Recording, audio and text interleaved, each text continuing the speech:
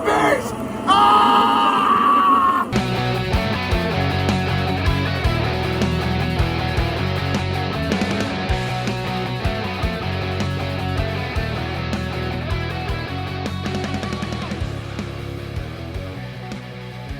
Hello, and welcome to another episode of Not the Bees, the Nicolas Cage Filmography podcast. I'm Elizabeth. And I'm Megs.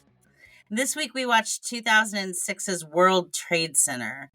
So this is probably going to be a shorter episode because we all know the details of 9/11. This story follows two Port Authority cops named John McLaughlin and Will Jimeno. John is a sergeant, and their day begins like normal. The squad gets their assignments, and we see them walking their beat. We don't even see the planes hit, but we hear and see loud noises and shaking in the buildings, and John's squad is called in to assess and assist. John was involved in bolstering protocol after the 93 bombing of the World Trade Center. When Building 5 begins to collapse, John and his squad are inside the concourse, and John tells them all to run into the area where the elevator shaft is. They make it to the area right as the building collapses on them. Most of the squad dies immediately, but two officers, Dominic Pizzolo and Chris Amoroso, try to dig them out before the building shifts again and they both die. The majority of the remainder of the film is John and Will both trapped under the debris, talking to each other to keep the other awake. Will also finds a pipe that he pulls on to make noise to the outside world. We also follow their wives as they try to navigate the news and hold their families together waiting for more news. They react exactly as you'd expect and probably remember if you're an American and watched or lived through this attack. We also meet former Marine David Carnes from Connecticut. He sees what happens and then goes to his church and asks for a prayer to lead him to survivors before getting a regulation haircut, putting on an old uniform, and grabbing his kit before heading to New York City. He meets up with another Marine named Jason Thomas when he reaches the disaster site. They haven't met before this, but they team up to search for survivors. After hours of carefully climbing the rubble and calling out for survivors, they hear Will and immediately take steps to get people to their location. Dozens of emergency workers, fire, EMS, police, etc., line up a path from the road to the excavation and help by getting machinery and medical supplies to the area where Will and John are trapped. It takes so much time, but eventually Will and John are freed from the rubble. The line of emergency workers and volunteers help carry both men from the site down to the street and they are rushed to the hospital. 2 years later, there's a big barbecue for the survivors and responders. David Carnes re-enlisted with the Marines and served 2 tours. John ended up in a medically induced coma for 6 weeks while he underwent 27 different surgeries. And Will Jimeno underwent 12 different surgeries. Yeah. But they both survived.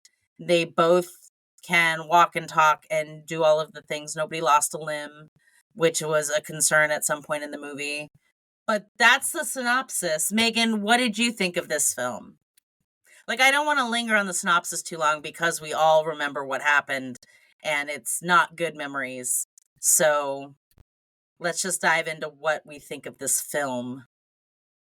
I think it was a good movie. I think Oliver Stone did a service to everyone that watched this movie by not showing footage of the planes hitting the towers. Sorry, it was really hard to watch this movie because I was 14 when this happened and I was sitting in my science class the whole day just watching the entire thing. And I couldn't leave, and at the time we were living in Memphis and there was a lot of fear and conjecture around Camp David having been hit afterwards because Memphis is also the world headquarters of FedEx and a couple of other things, and my school was not very far from those areas, but far enough that, I mean, we wouldn't have had trouble, but like we were on lockdown. So the movie was very hard to watch in a lot of aspects, but I think that Oliver Stone did a really, really big service not making us have to watch that again in a theatrical way. The acting, and one of the reasons why, the write-up for this movie was not longer was because it's just chaos, right? Like it's just, 2 women at home with their kids and their families. Will Jimeno's wife was pregnant at the time with their second kid. John has 4 children that were all at various stages of, I think his oldest one was 15 and his youngest was 4. And they talk the entire time about, projects that John was working on, like he's not finished rebuilding their kitchen. Will talks about an argument him and his wife had over what they'll name the new baby, and just to keep each other, alive. And the realism of their expression and acting is just amazing and so well done. And the chaos surrounding it feels so real that it's quite literally like being back in that moment. It's very well acted. It's incredibly well acted. What are your thoughts? This is not a movie I ever wanted to see. Yeah, same. And if it weren't for this project, never would have watched. Again, agreed. I agree with you. He did a great service by not making us watch The Towers at the Plains again. This is one of Oliver Stone's most straightforward films. Like, it's not... There is no grand conspiracy theory in this movie. This is a straightforward look at what happened to these two men. At the end of the movie, it says that they pulled 20 people out of the rubble. I had no idea it was that high. I thought they only pulled the 2 out of the rubble. Yeah. But then you come to find out, not only did they only pull 20 people from the rubble, Will and John were 18 and 19 of 20. Yeah. So they were almost at the end of all of this. And the scene where the EMS workers are crawling through, belly crawling down, like they're belly crawling head first down into this shaft to reach them. There's no room. There's no space. Everyone is coughing. Nobody can breathe. Will is trapped under this giant slab of concrete that's just crushing him from midsection to his toes. And they have to use jaws of life to try to pry it off of him. And to do that, they have to apply more pressure to this slab. They have to be on top of him. And I can't imagine. And it felt so real.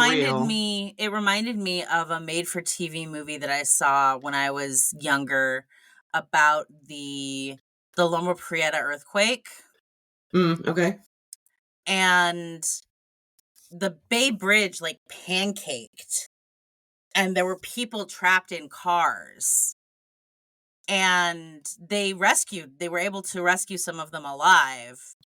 But it reminded me very much of that movie that has always stayed with me. The sense of claustrophobia, the utter bleakness of hope.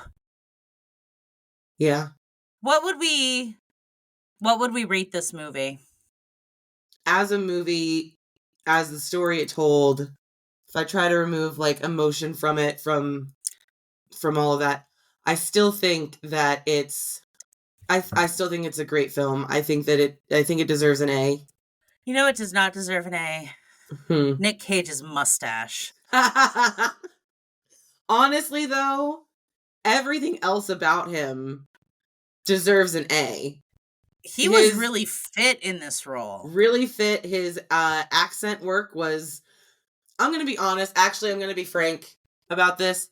A lot of the New York accent, I think, ended up... and it's not just him. This happened across...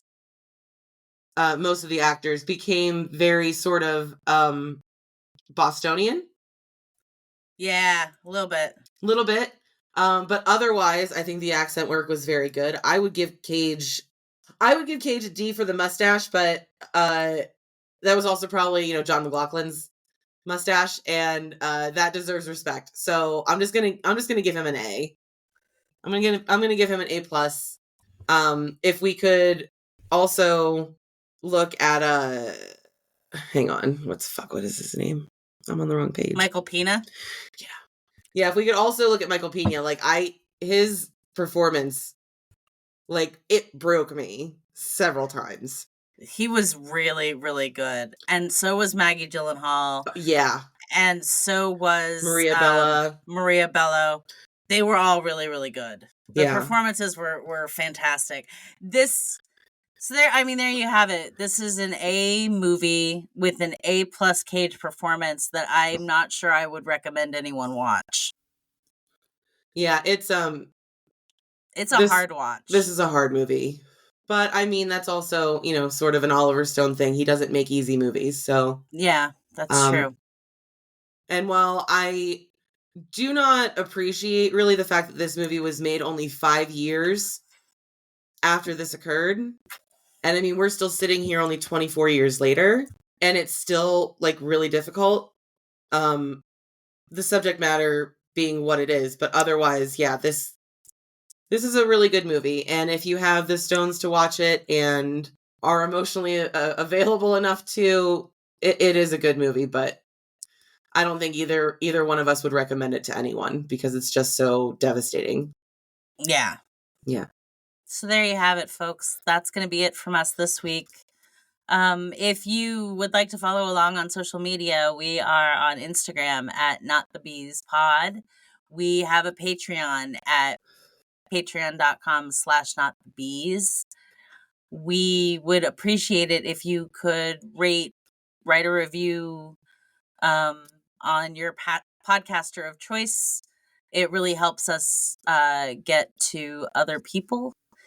So that's going to be it for this week. I've been Elizabeth. And I've been Megs. We'll catch you next time.